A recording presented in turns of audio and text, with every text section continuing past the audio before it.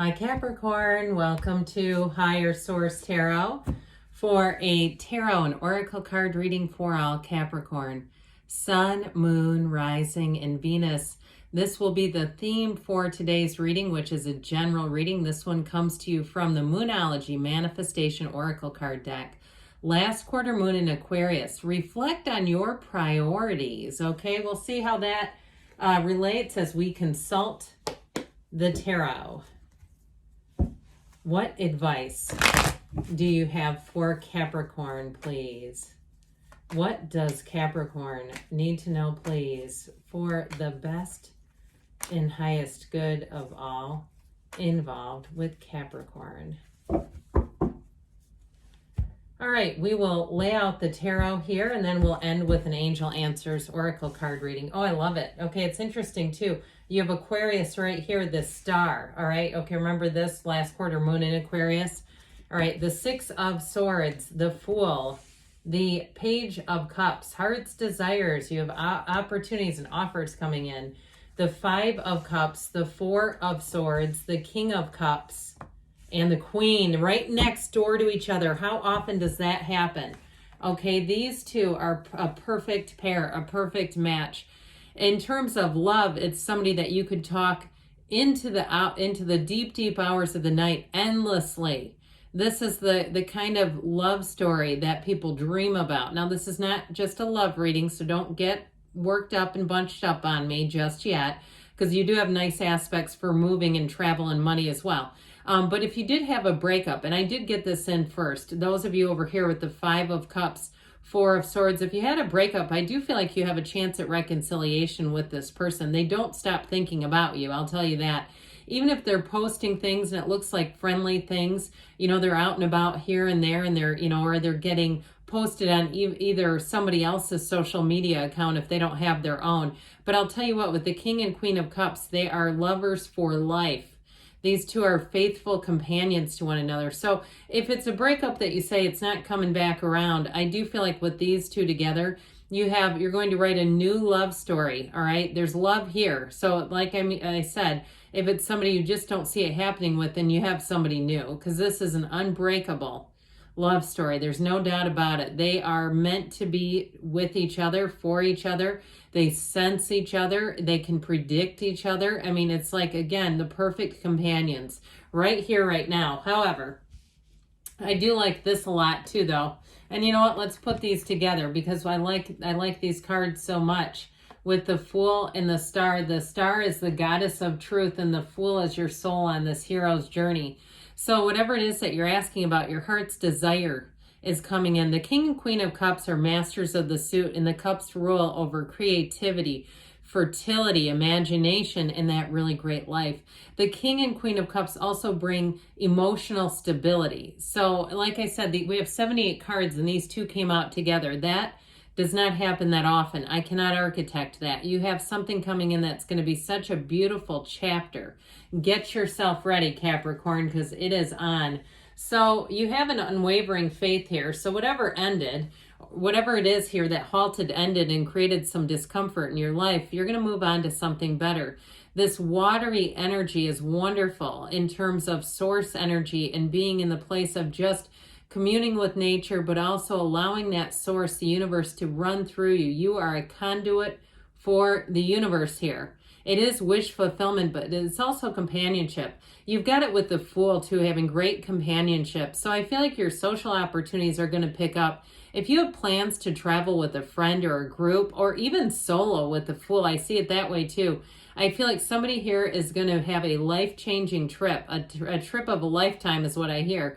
Something about that. Now, with the Five of Cups, Four of Swords, if you say, I wish I could go on vacation, I'm just trying to get employment here. That Five of Cups, Four of Swords, the cards don't lie. Somebody here had a difficult period, and then a period of what feels like stillness afterwards, and that always tends to increase anxiety, right? It's like I just had a gut punch and now nothing. let's move things forward here. So the energy of the star tells you better times are ahead. You have movement coming in, you have movement forward, but it's also too, you have an influence over others. So if if you're going through something difficult, I do feel like you're coming out on the other side of it. But this is also a card of self-care, meditation, recharging the spirit, the soul, connecting with your higher self. Very important energy here.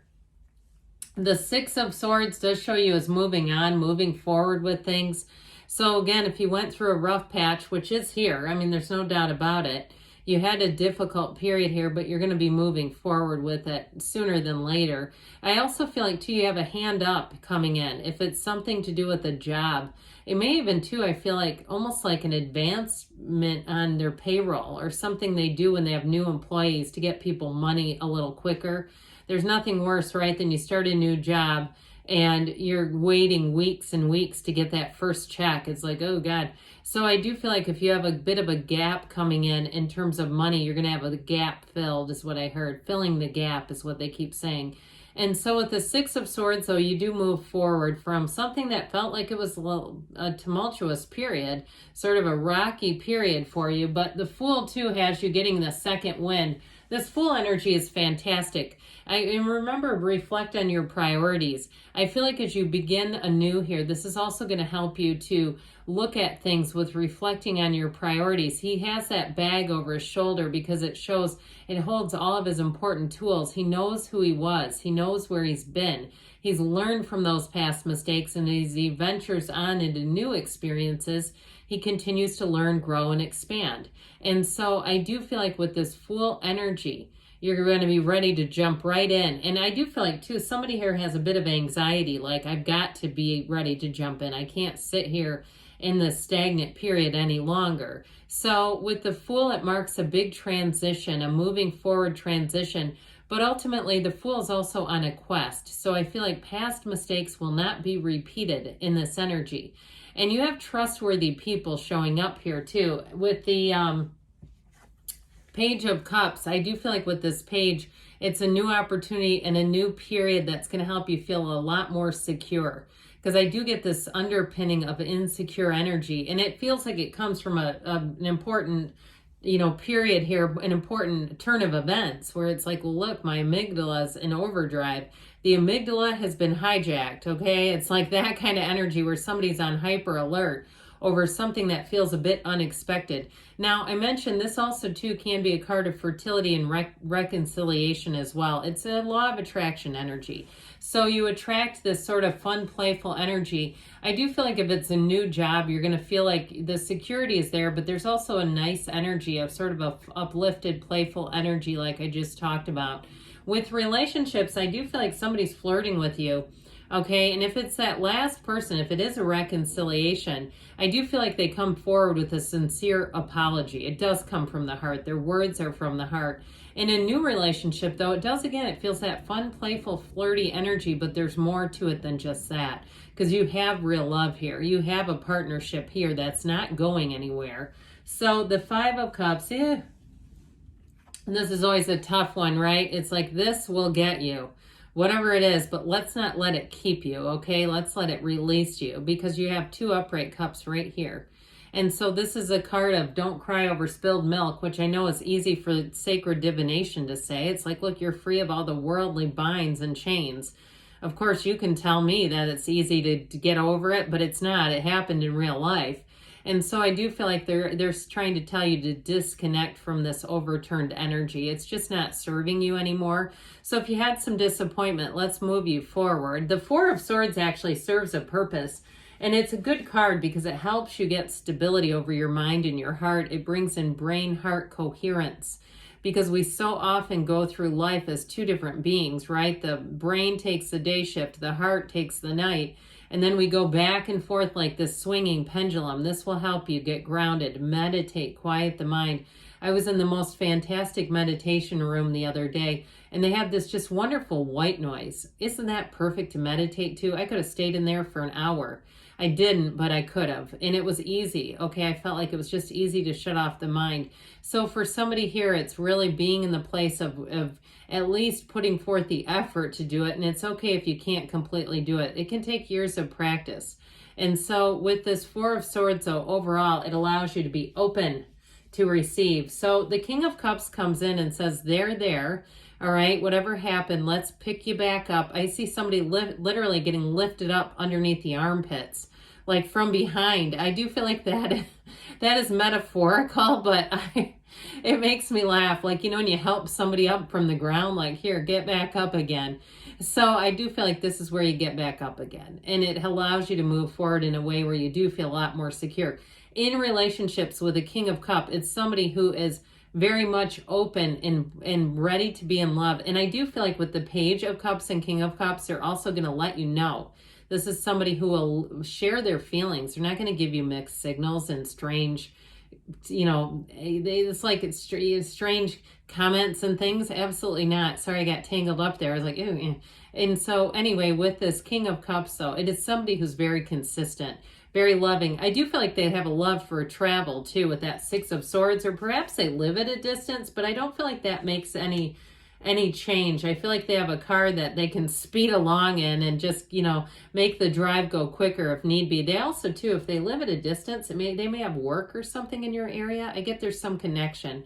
But either way, with the Queen of Cups, it's heartfelt, okay? It's a love that lasts and evolves. So let's see now, Capricorn, what the angels want to tell you.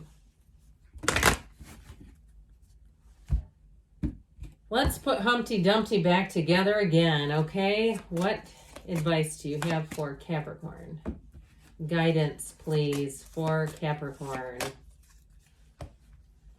Remain positive, all right? Chin up, buckaroo. That's a remain positive card. It's up to you, they say. Of course it is. Let it go and let it flow.